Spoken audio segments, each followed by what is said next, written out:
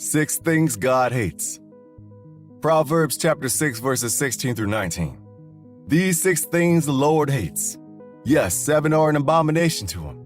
A proud look, a lying tongue, hands that shed innocent blood, a heart that devises wicked plans, feet that are swift and run into evil, a false witness who speaks lies, and one who sows discord among brethren.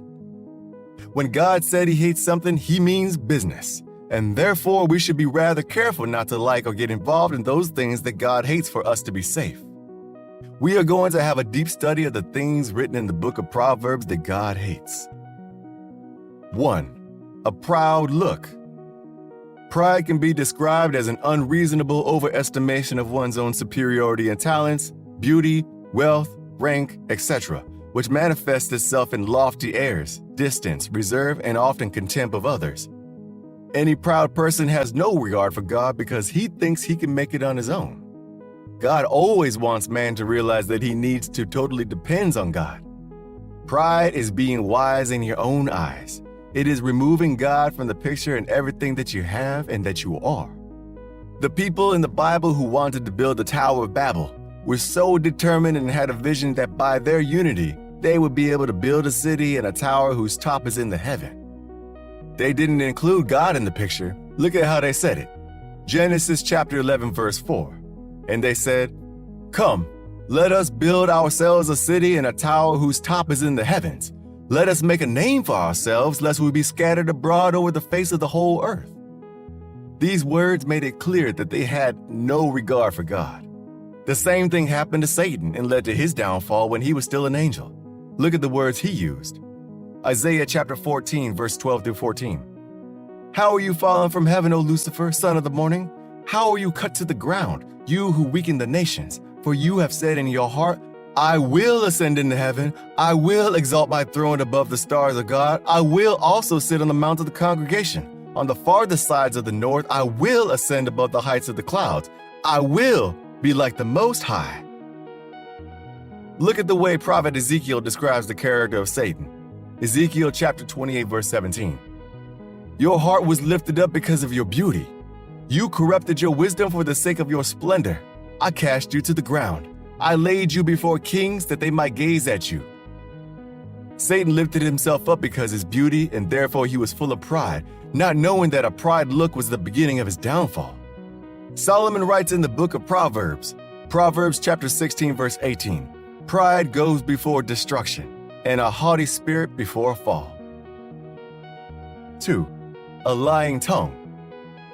Our God is a God of truth, and there are no lies found in him. The source of all deception is the devil, and that's why he is called the father of all lies. John chapter 8 verse 44, "You are of your father, the devil, and the desires of your father you want to do." He was a murderer from the beginning, and he does not stand in the truth because there is no truth in him. When he speaks a lie, he speaks from his own resources, for he is a liar and the father of it. God desires us to speak the truth to one another. Ephesians chapter 4 verse 25. "Therefore, putting away lying, let each one of you speak truth with his neighbor, for we are members of one another." God delights in anyone who is truthful. This means that every word that comes out of our tongue should always be of truth, that it will benefit those who hears. Proverbs chapter 12 verse 22. "Lying lips are an abomination to the Lord, but those who deal truthfully are his delight." In the book of Acts, we encounter a couple who lost their lives just as a result of having lying lips.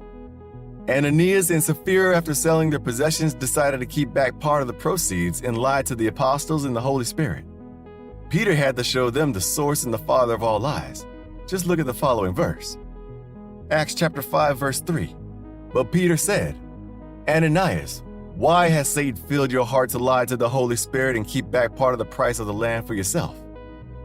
The story of Ananias and Sapphira shows how God hates a lying tongue. We should all make a decision only to be speaking the truth. 3. Hands that shed innocent blood.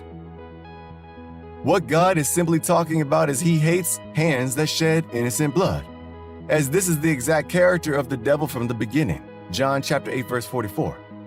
The first incident in the Bible where we see the shedding of innocent blood is in Genesis when Cain decides to take the life of his innocent brother Abel.